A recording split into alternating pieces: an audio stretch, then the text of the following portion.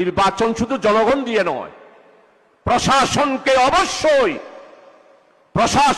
অবশ্যই আমাদের, আমি ন্যাশনালি বলবো না, যার যার নির্বাচনী এলাকায় প্রশাসনের যারা আছে তাদের সবাইকে আমাদের আন্ডারে নিয়ে আসতে হবে। আমাদের কথায় উঠবে, আমাদের কথায় বসবে, আমাদের কথায় গ্রেপ্তার করবে, আমাদের কথায় মামলা হারাবে। আমি ভাঙড় থেকে বলতে চাই, ধানের শীষের বাইরে যদি কেউ নির্বাচন করার চিন্তা করে, আমরা ঘোষণা দিয়ে যাচ্ছি, কোন কেন্দ্রে কেউ এজেন্ট দিতে পারবে না, ধানের শীষের বাইরে কোন লোক থাকবে না।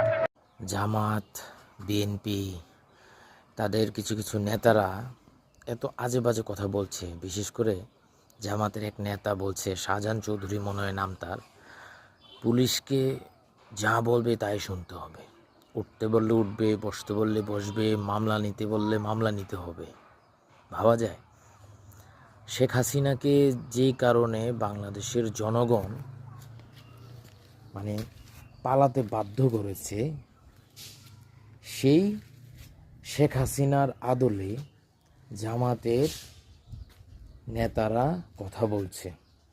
শুধু জামাতের নেতারা না, বিএনপির নেতারাও, কিছু কিছু নেতারা তাদের বডি ল্যাঙ্গুয়েজ বলেন অথবা তাদের যে ভাষা, সামনে নির্বাচন, সহিংসতাকে তারা উস্কে দিচ্ছে। তারা বলছে বিএনপি ছাড়া অন্য কাউকে ভোট দেওয়া যাবে না, তাদেরকেই ভোট দিতে হবে। জামাত, তারা তো পুলিশকে নিয়ে রীতিমতো ভয়াবহ রকম তির্যক মন্তব্য করেছে।